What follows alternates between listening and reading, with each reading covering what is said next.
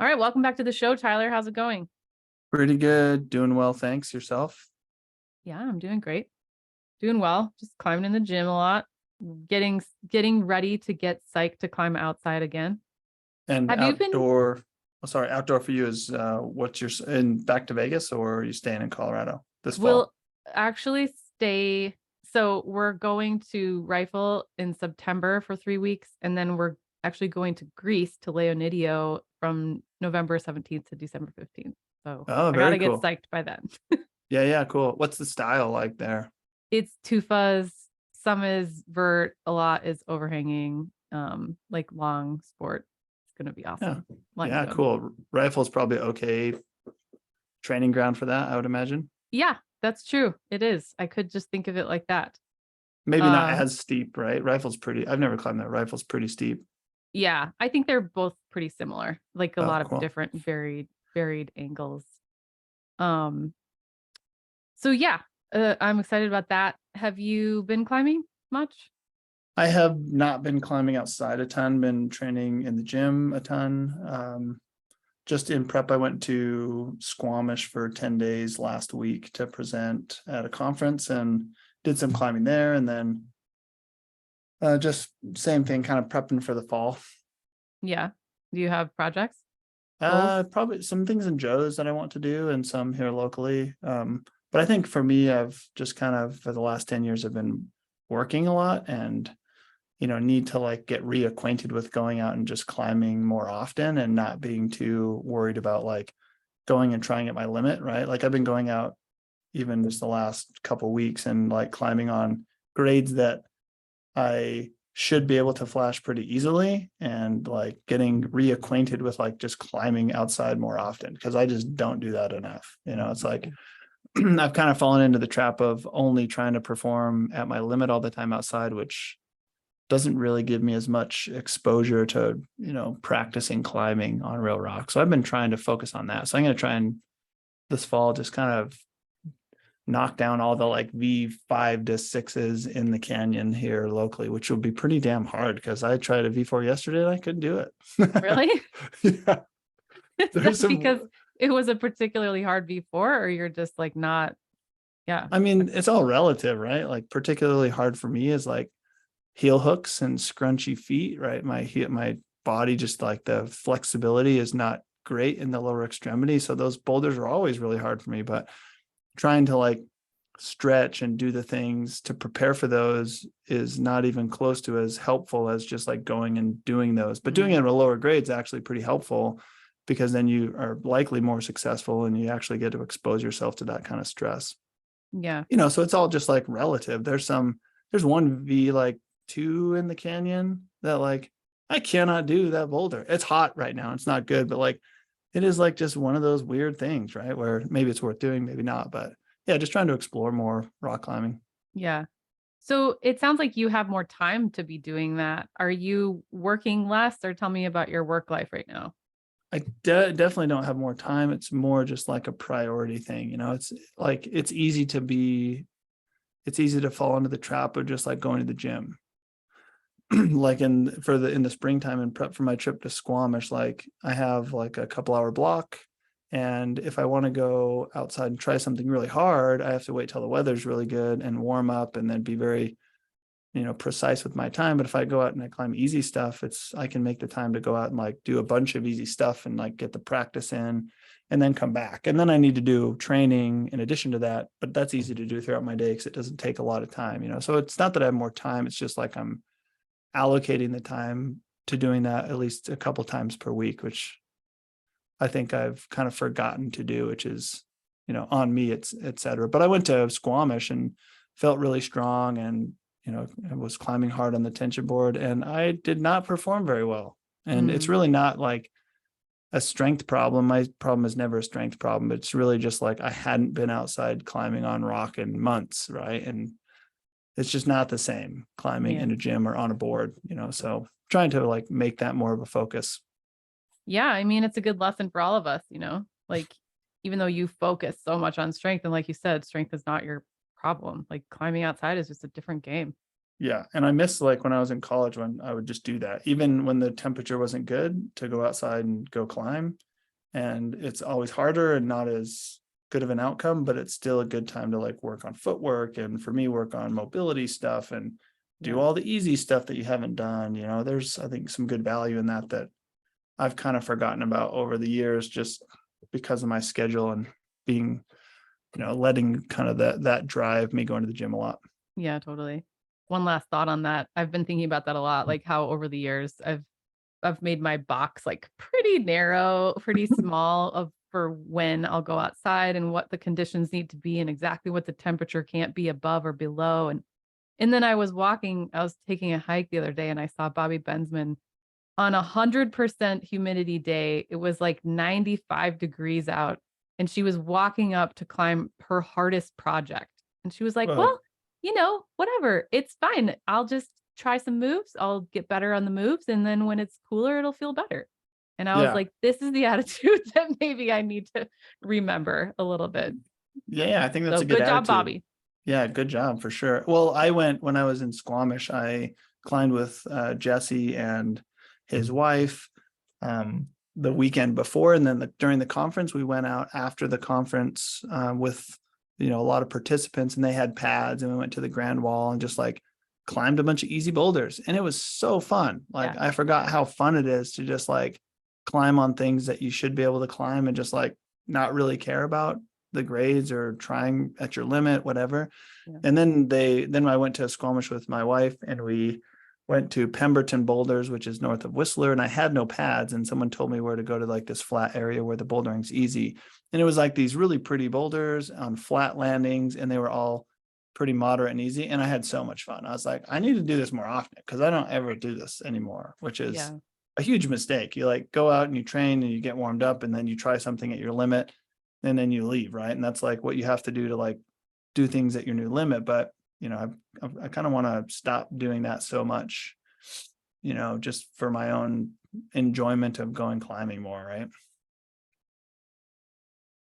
Oh, I lost you. Okay. There you go. So what are we talking about today? So not bouldering. We're going to talk about finger endurance training, or specifically muscular endurance training, and give people maybe some specifics on different outcomes with different types of muscular endurance training, and how they could, as they get closer to their season, they obviously want to spend more time outside climbing on their projects or in a gym trying to match the demand of an outside project. That would be like wall angle and hold size and distance, etc. But for muscular endurance training, different options for doing that. Ones that are maybe less fatiguing, ones that are going to be easier to recover from, ones that are going to give you more back with your training, etc. Okay. And why did you want to talk about this? It's kind of a continuation of what I've been talking about over the last maybe 6 months to 8 months regarding the different types of muscle contractions we use when we're training our fingers, and we've talked about this on the podcast, but when you're hanging on a fingerboard, you're doing an eccentric like type of muscle contraction where you're loading a lot of the connective tissues, compared to where you're like curling your fingers and you're trying to isolate your finger flexors, you're getting less connective tissue involvement. So it's kind of a continuation of that conversation, but in the application of endurance training. Okay. And when you say endurance training, who are you talking to? So I would say endurance training, or capacity could be another term for it, is, thinking more sport climbers, but certainly some bouldering athletes have long boulder problems and they might need more capacity training. But technically, a muscular endurance training exercise in most contexts is fatiguing to the muscles themselves. So essentially what that means is if you're doing like deadlifts for reps, or you're doing pull-ups for reps, the repetitions are limited by the muscles becoming fatigued very quickly, or to the individual's capacity, right? But doing it on a fingerboard is not as much a direct reflection of the muscles becoming fatigued as it is like because you're getting all the connective tissue load. So as climbers, using a fingerboard as the sole mechanism to increase muscular endurance, we're probably not stressing the muscle as much as we could if we were doing it in the other fashion, which would probably give us a slightly different outcome. Oh, okay. So you're saying that on the hang board, we're using all of our connective tissue and we're not necessarily fatiguing the muscles as much as we should be for endurance training for our fingers. Yes, exactly. So if you did like a critical force test on a fingerboard, and or a max hang test, and you found out 60% of your load, most people would say use 60% because that's a pretty good number for endurance, and then do repeaters to failure. Right. So because of the type of muscle contraction, each individual fiber is 50% stronger in that position. So if I drop my intensity to 60% and then I do repeaters to failure, I'm not really stressing the actual motor units as much as I could be if I was reducing all that passive tension and just curling my fingers to get the muscles fatigued more intentionally than if I'm just hanging on my fingers. Okay. Okay. So what do you suggest then?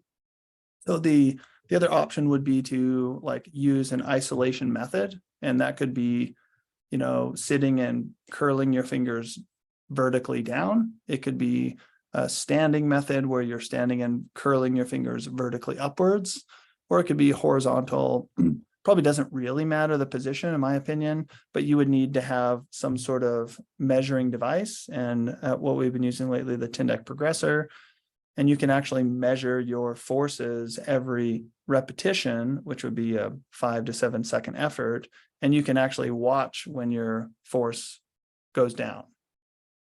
So one of the things that's really hard to understand on a fingerboard is you're going to prescribe some sort of repeater protocol, maybe 7-3 repeaters to 10 repetitions or something, or to some sort of grip position loss. When I've tested that in my clinic in the past, it's really hard to detect a grip position loss. And even if you detect a grip position loss, that doesn't mean that the muscle's really fatigued, because most people, when they get a grip loss, they could still do more hangs. So it's really hard to use the fingerboard as a measure of when a set should end, compared to a measuring device. It's very obvious when a set should end. Okay, let's talk about the measuring device. It's the Tindeq what? The Tindeq Progressor is the name of it. It's a And company, can't exactly remember where they're from. Not in the States. but the Tindeq is spelled Tindeq. Tindeq. Okay. Yeah, and they've really stepped up their game with their app and how it looks. And there's another one out right now, the Force Board, which is another one which I think is now in production. I'm not sure if they've actually shipped units yet, but there's a couple tools that are quite useful in this context. And how much do these things cost? They're not that expensive. The Tindeq, I think the 300 kg one is $150 US, and I think the Force Board's similar price point. Okay. So they're not that expensive. All right. So run me through an endurance workout with one of these things for your fingers. So let's give like the fingerboarding protocol example as the first, and then we'll maybe compare that. So let's assume that an athlete, does their maximum hang test on some fixed edge size, a 20 mil edge size. And that's another maybe thing we can highlight here is when we talked about strength training protocols, I would make the argument that the edge size doesn't really matter. The bigger the edge, the more recruitment, totally okay. But when it comes to endurance training, the edge size probably matters more, especially if we're using a fingerboard, because we're trying to stress a muscle in a grip position on a particular edge size because that's the capacity we need. So in this case, let's say we're using a 20 mil edge and we test the athlete's maximum and we drop their intensity with two arms to 60%. We're going to prescribe, maybe based on how quickly they climb or how slow they climb, either a 5-second or a 7-second repeater protocol. And we're going to have them do a set to failure or a grip loss. Right. So we're going to try and watch the half grip position. As soon as they maybe fall out of that or they can't hold it anymore, that's the end of that set. Then they would rest maybe 10 minutes, do that again. Track the number of repetitions they do, maybe do 3 sets of that a couple times a week, right? So they're tracking the number of repetitions. And when you say 5 or 7 repeaters, you're saying 5 seconds on, how many seconds off? Yeah, maybe a couple seconds off, like 5 seconds on, 2 seconds off, 3 seconds off. That's the typical number. Okay. And let's assume they did 10 reps the first set. The second set, they shouldn't do more than 10 reps. They should be more tired. That's normal. Maybe they'll do 8 reps. The third set, maybe they do 6 reps, and that's the end of their session. The downside of that is it's really hard to know if they're fatigued going into that session, because even when you're a little fatigued, you could still do a really heavy fingerboarding protocol because of all that extra passive tension. So a lot of times climbers will do their muscular endurance training on a fingerboard under fatigue just because it's hard to detect. The other thing that's hard to know is like maybe 10 repetitions was like not enough. Maybe 10 repetitions was too much. It's really hard to know, when it comes to a grip loss, because it's such a subjective thing, or going to literal failure, I think is not as precise as it would be if we were using a measuring device. Okay. So conversely, if I was isolating my finger flexors, I could do it. I like the standing position because I think it's the easiest to set up. So they're standing on a platform, they have a bolt underneath them, they hook the Tindeq to the bolt, they have a chain or a sling, the tension block is hooked to the sling, and they're curling their fingers and isolating the finger flexors. Right? You have that visual in your head? Yeah. So they would test their maximum like that. Test the right arm, test the left arm, but they would do these single arm, not double arm. And then I would just find 60% or 65% of their maximum, and I would try and target that load for that sustained either 5 or 7 seconds every rep. Okay. So now the goal is not to hang on the fingers, but the goal is to curl the fingers actively, get more muscle activity because I'm not loading the connective tissues as much. And I'm going to try and sustain that for as many repetitions as I can. Same work to rest ratio, same end goal, but now I'm going to give myself a better understanding of whether I'm tired before that session. Because if I'm tired, I won't be able to hit that 60% very easily, right? And it's going to give me kind of a cutoff for every set per arm, and I'm going to get way more muscle stress from it. Okay. Just so I'm clear, and I know people can rewind this, but you're curling up into a half crimp or a full crimp for this? So I would probably stay like I usually would say the joint angle, you'd start at like 120 and you would flex into the finger, and you're not really literally going to curl into a half crimp. You're going to attempt to curl into a half crimp. Okay. So because it's a fixed load and it's an isometric, it's a style of isometric that doesn't use as much passive tension, doesn't use as many ends of the muscle fiber connective tissue pieces. So I'm going to have the Tindeq. I'm going to have my fingerboard, whatever. I'm going to just try. But when I'm figuring out my max though, that's when you are actually going into a half crimp. Well, then you would do the same thing for the max test. You would just curl as hard as you possibly can. Yeah. Okay. But for the repeater test, you're just trying to hit 60% of that maximum every single session. So what the athletes could do a couple times per week, they could, before that session, they could test their max and then hit 60% of that max on that day for their repeater protocol. Okay. And people could do that with a fingerboard too. And I'm not sure that people usually do, but it makes the most sense to test your maximum every day that you do a repeater protocol, because your maximum is going to change. It's going to fluctuate day to day. Okay. Got it. If the maximum is way off, then you probably want to maybe not do it that day because you're fatigued. Okay. If the maximum is a little bit off, probably not that big of a deal. That's just normal variation. Okay.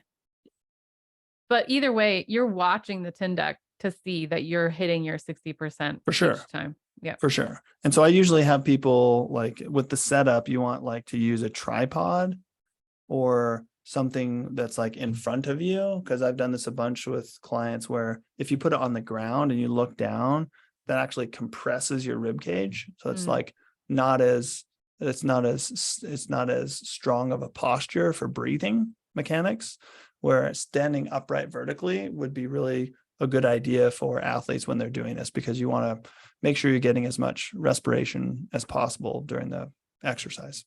Okay. And then the same thing you would be doing like the 3 sets to failure with this? Yeah, you would just do it to a force loss. So in the context of the example with the Tindeq, you're not going to go to failure really as much as you're going to go to a percentage force loss. And so if you can't sustain 60% for 5 seconds and it goes to 40%, then that's a good kind of cutoff for that session. And then you're going to rest long, do it again, another set, rest long, do it again. And then just kind of track your ability to repeat that same number of repetitions. And what that's going to do is, in that context, you're not stretching the muscle fibers as much. So the type of fatigue that you're getting is not going to carry over as much into the following days. Where when I do an eccentric and I stretch the muscles a lot, the calcium ions that get left over in the muscle, they tend to carry over 24, 48 hours until they go away. So you're saying that the first workout that you talked about on the hangboard is more fatiguing than the one with the Tindeq? Yeah, I would predict that one to be harder to recover from. Okay. And so the important part here, I guess, is as athletes get closer to the season, the muscular endurance training that you're doing that's in your program, however you're organizing it, like should be as little fatigue as possible. And when I stress the muscle and the motors, I demand like essentially more oxygen. I have to use more energy because I'm not using as much connective tissue. So I'm going to get more of like a mitochondrial uptick in terms of my efficiency of muscles. So it's going to be better overall, increase in your capillarity, increase in the mitochondrial function, all the things that we try to get out of the endurance stuff. We should get better if we actually target the muscle more intentionally. Okay. I have a lot of questions. Actually, I didn't ask you this before we started. Do you have a time limit? We can go till 11. It's probably fine. Okay. No time. When you do these workouts, when do you recommend doing them? Like when relative to climbing per se? So it depends on the climbing session. For the athlete, I'm not a huge fan of doing a ton of capacity building like inside. I think a lot of times climbers could do like hard bouldering sessions, and then they could train muscular endurance like even on the same day later in the day. And then they could, if they're climbing outside, because a lot of people are still climbing outside a couple days per week. So their indoor sessions shouldn't really be, lots of continuous rope climbing and fatiguing stuff, right? It should be like more power output focused stuff that's easy to recover from. And then later in the day, they could do some muscular endurance training. But if I'm doing too much of the same thing all the time, it's really hard for athletes to track how tired they're getting with the workouts. And then the actual quality of the workouts is not that great. That's less productive long-term for actually sending something. Okay. So Right. basically you want to do these after, or I'm assuming before a power climbing session. I would probably not do them before. I would probably do them after. Power session would be fine. They could also be done after like a strength training session if the athlete's doing it. Like if they're incorporating some sort of high intensity strength training right before the season, but once you get into the season and you're doing a lot of performance climbing outside, that's the focus, then I would discontinue doing any sort of additional muscular endurance training. That's where I would just do some very small amount of strength training in the same position, but different work to rest ratios, of course. But leading up to, let's say, a couple weeks to a month before the sport climbing season, doing this 2 or 3 times per week should be quite productive for an athlete's ability to get all of the necessary physiologic adaptations in their finger flexors for climbing. But they don't have to do all that on the wall getting exhausted, because that has implications for the elbows and shoulders, and other body parts too. We just tend to do too much stuff is the easy way of saying it. Yeah. Did you say 3 or 4 weeks before the season, or two, Yeah. 2 or 3? It depends on the athlete, but 3 to 4 for most people should be fine. And all they have to do really is just track the progress. Just you don't have to do anything different other than keep the workout the same, and you'll naturally just do more repetitions. You'll naturally do more reps per set. You'll naturally be able to do more sets, and you should adapt and recover from it pretty quickly within 24 hours, that you could like not really negatively influence your climbing as much. So cool. Okay, so another technical question, because in my gym, we don't have the bolted to the floor thing. I don't think there's anything like that. You know, where you're you're pulling up Like on a the Tindeq. pin, Yeah. And so what do you do in that situation? you can put like a sling around like a plate, like a 45-pound plate, and stand on it. Oh, That works stand on pretty it. easily. Okay. Stand on the plate. You can also hook like a sling around a squat rack, the bottom of a squat rack that's bolted to the floor. That would also work.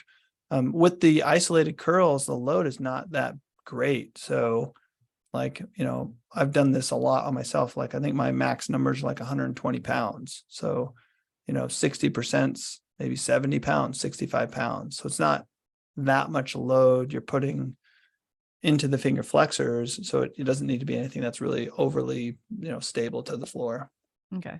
but not against your foot. I think it's annoying to do that pulling against your feet, Yeah. just because it like pulls up into the arch of the shoe and it's just uncomfortable. Like you definitely want something solid to stand on to isolate the finger flexors. Okay. Even like one step further, I would say the grip position stuff, if you're trying to train muscular endurance, I would say we could also use an edge size that's, because this is not rock climbing. One thing that like I spent like my presentation in Canada recently was about understanding the differences between these types of muscle contractions.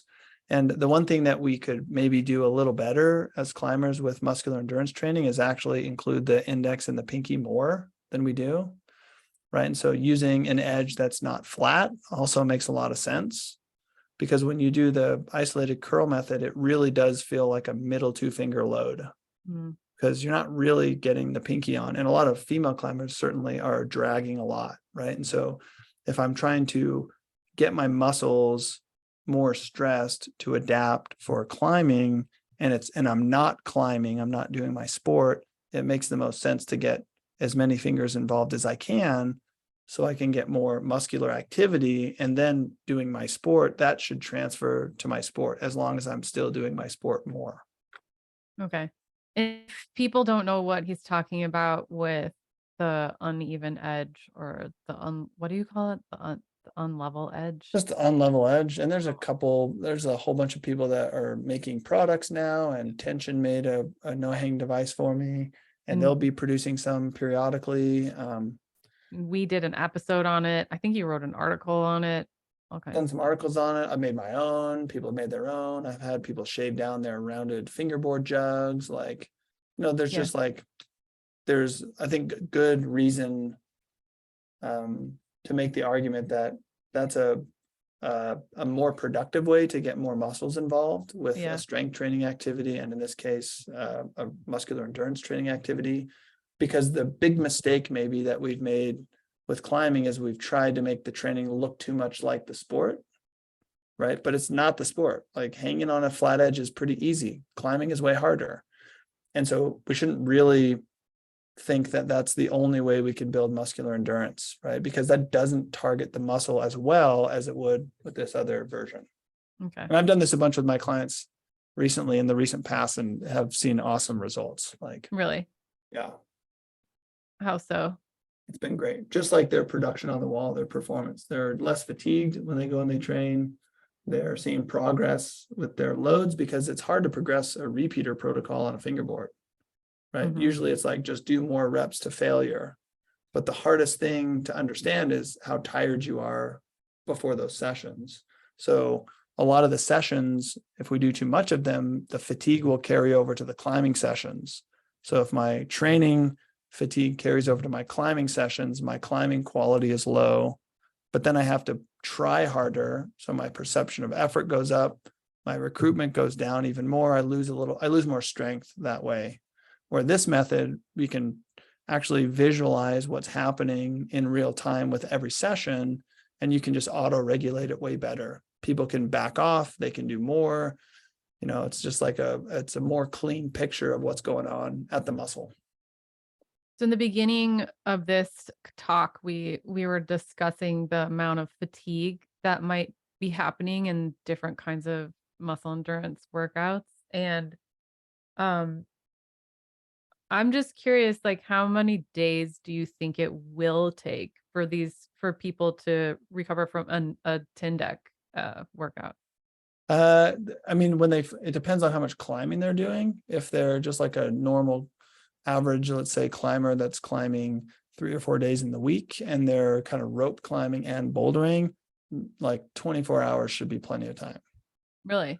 Yeah, should be plenty of time. If they're not familiar with that type of contraction, if it's totally a new thing, they might, a couple days, they might take a couple sessions to get more familiar with it. But once they do, it's like, and with like the strength training, what I talked about last week, like that's how I strength train my fingers now. Like I just do it every day that I climb. Like I was outside climbing yesterday and I was doing easier things that weren't very fingery. So I warmed up in this method, not with repeaters, but with max strength. But between efforts, I was just like doing high intensity, max effort recruitment on my fingers. Right. And like High intensity easy to max recover from. effort? Yeah. So just like the same position, but lifting as hard as I can. Oh, okay. All right. Yeah. You When mean the with the Tindeq? context with the Tindeq, in the context of endurance, we'll do it lower percentage. But if it's something that you do all the time, it just becomes easy. It's very easy to recover from. Okay. All right. Man, sorry,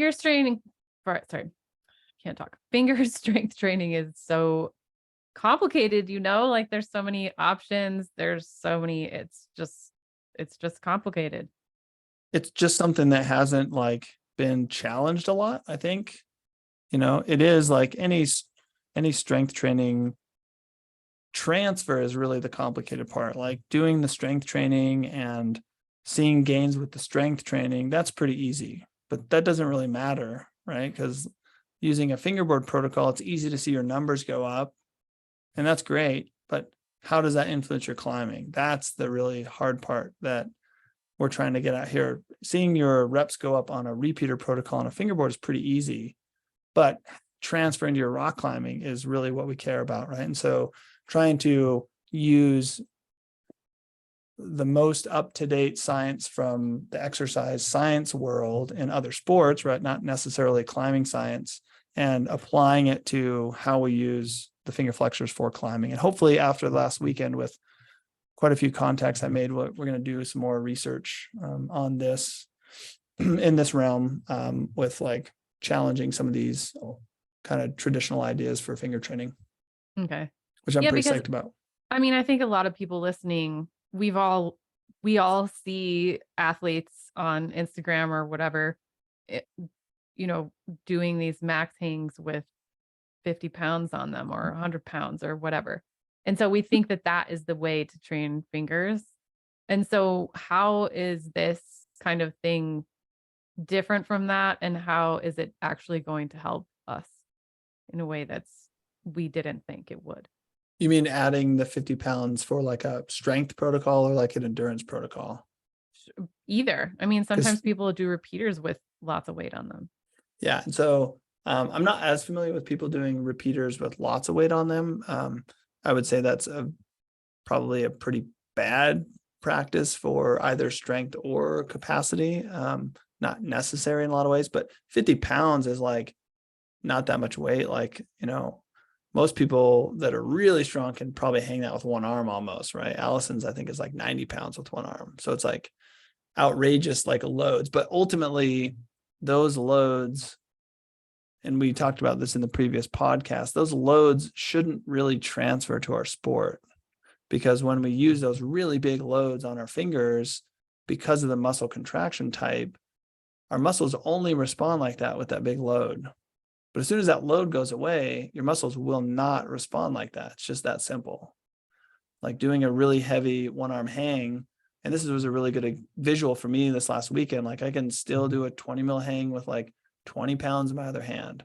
But like there was holds that I could not grab onto in Squamish that were 20 mil edges, but it's not that I'm not strong enough to grab onto them. Like my hips couldn't get me into the position where I was actually getting underneath them because I couldn't actually like coordinate the movement well. And that was not a strength thing. That was absolutely a body positioning thing. And so what we need to do is we need to be less obsessed with like these gains on a fingerboard and more thoughtful about how we can actually use, any sort of strength gain to actually apply that to rock climbing. Mm. Right. And so the actual outcomes that we get on the fingerboard are not that good of a reflection of what's going to happen on a climbing wall. And people will fight to the death with this, but, and that's like pretty typical when people get overly like zealous about a thing, means they probably don't understand the thing very much, because it's never that simple with any strength training thing or any training thing. Yeah. Okay. And I don't know if that really answered your question. I maybe rambled a little bit. Sorry if I rambled. That's why you get paid the big bucks. I don't know if rambling is always a good thing, but ultimately the fingerboarding protocols that are really heavy, when it comes to capacity building, if I'm testing in that way and I'm dropping the weight, I'm still doing the same type of muscle contraction. So I'm probably getting less muscle activity. No other sport or no other exercise that athletes do to muscular failure is an eccentric. It just is not. So like if you did box jumps to failure, if you did pull-ups to failure, if you did rope pulling to failure, all of those failures are concentric muscle contraction failures, which is a direct reflection of muscle fatigue. But climbing, we use this other type of muscle contraction that's not as much a direct reflection of the muscle fatigue as it is the connective tissue load. So it's just really hard to detect essentially how fatigued we really are and how much we're getting out of it. Mm-hmm. Is really the easiest way maybe to explain it, but it's not easy because it's kind of technical. Do you have any videos of you doing this or anybody doing this? I have quite a few videos of me differentiating the types of muscle contractions on the fingerboard on my Instagram account and my website. Okay. I have some videos that I took of clients for mine for the PCC conference that was supposed to be done in June, which I have not done. Sorry, everyone. Sorry, Steve and Amanda. Which I don't even have that presentation made, but I have some videos of clients doing that for sure. Yeah, so I have some videos. Okay. So if I link to things, people will get a better understanding of like what this workout will look like. Yeah, I can do some of that for you and shoot some videos for sure. That'd be great. Yeah, I think there's actually some from I actually just have some on my Instagram from like maybe the springtime, winter, springtime area that I can get you. And last question for you, unless you have anything to add after this. When you said that you've been having some clients do this and been seeing some great results, can you talk about that? Yeah, so essentially it's just like the results there are being able to track and quantify the number of repetitions they can do, and like also noting that they're not as fatigued from those workouts. And so obviously people sending routes and getting new high points and new progress outside is the main goal, but those are really hard to equate to, a particular training intervention, because it's obviously climbing is more complicated than that. But ultimately it's their recovery, their ability to like do more hard moves over and over and over, and getting less fatigued with the workouts is the number one thing that we're noticing. Okay. And I'll be more technical, like with the videos when clients come into my office, I'll use the force from the Tindeq, but I'll also use SMO2 monitors and actually measure like real-time muscle activity at the same time. And so I didn't get into that obviously because that's a bit more complicated for people to think about, but that also is a really good visual to demonstrate that athletes are doing more repetitions, but they're actually recovering better, and they're being able to tolerate, the muscle's able to tolerate more stress. Mm-hmm. Yeah, that's really cool. I'm actually going to ask you one more very selfish question. So I said I'm going to Greece. Obviously, that's going to be like an endurance fest for the most part. These are like long routes with a lot of tufas, but a lot of crimping and whatever. So do you think that this would be the best kind of sessions for me to do? Or what do you think? So those would be good sessions to do as a supplement to your training. But again, like the training has a very intentional outcome, because the adaptations from the training are the things that can be very specific. So to build your muscular endurance and your capillarity and your mitochondrial function, that would be a really good idea. But you still have to obviously climb in the gym, like on hard routes for you, right? Because that is our sport, is the actual climbing hard things. But what you don't want to do is you don't want to do double routes necessarily, unless the routes are that long, right? But a lot of times we will try and build endurance by building more fatigue. But if we're doing that on the climbing wall, that kind of changes the efficiency of our movement when we're actually climbing it at our limit. Right? Does that make sense? Kind of. And So so what? I'm not that big of a fan of people, like, let's say the gym that you are climbing at, let's say that's the same length as the routes where you're going to be on your trip. Maybe it is, maybe it isn't. We'll assume that it is. It's not. Building more endurance is those routes are longer, right? Yeah. So you wouldn't do 2 in a row. That probably makes sense. No. The routes, my gym is 35 feet. The routes in Leonidio are going to be like 80 to 100. Yeah, so you're going to have to do multiples, right? And Yeah. that's a good use of that tool, right? I'll talk to a lot of people in in Utah where they'll climb an American Fork. The routes are pretty short and they're pretty bouldery. But in order to build their endurance, they'll do doubles at a little bit lower of an intensity. That doesn't make any sense. They would be better training muscular endurance off the wall.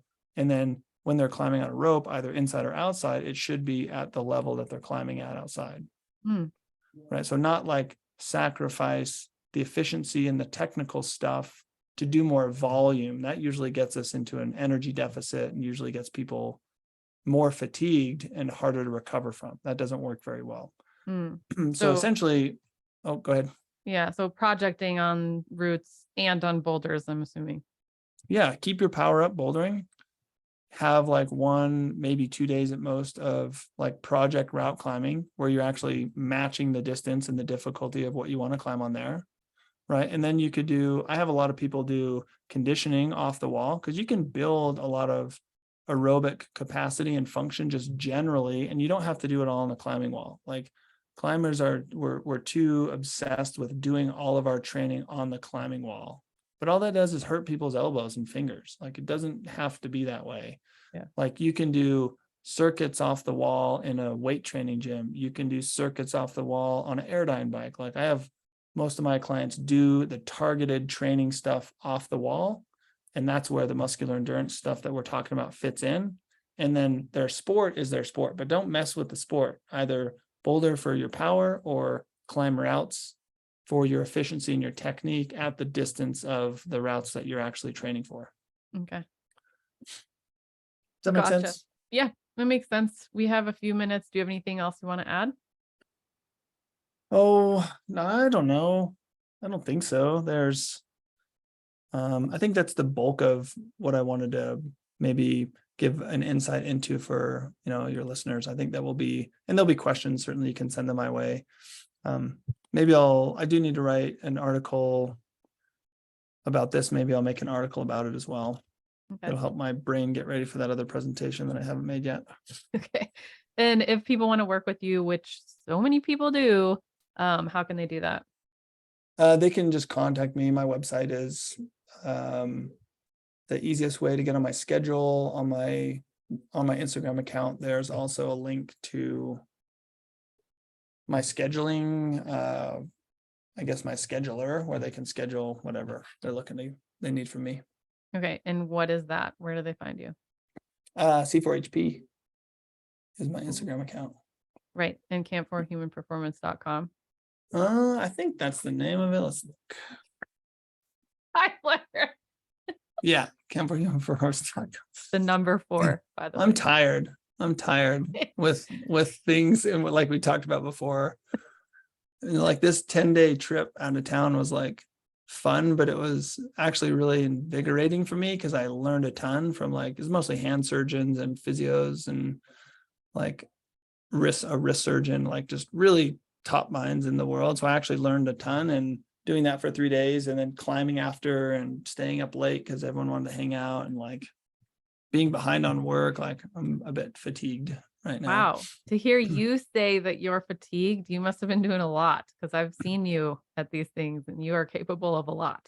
Yeah, I'm a bit fatigued right now, but hopefully this helps. I think people will be psyched about being able to differentiate. And it's not that one, you have to do one in replace of the other all the time. It's really, it's like a timing thing where if people were doing like fingerboarding, repeater stuff, because it's harder to recover from, that's usually a not close to your season kind of intervention.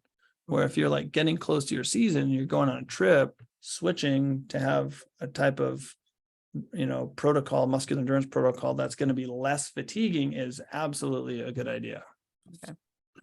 Being able to visualize it is just really fun. It's just another kind of way to keep you psyched about your training, because training Honestly, yeah. obviously beats everyone down. As soon as we get off, I'm buying a Tindeq. So thank you for the Oh inspiration. yeah. Oh yeah. There's a link. People can use that. There's a link on my website, and there's like a code C4HP too that people can use. Oh, cool. All right. I'll put that in the show notes Yeah. when I use it. It's Okay. it's great. It's an awesome unit. I really appreciate it. Thank you, as always, for your wisdom and for your constant seeking of knowledge for us. And I hope you have a great day. Yeah. Yeah. You too. Thanks for having me. Yeah. Bye.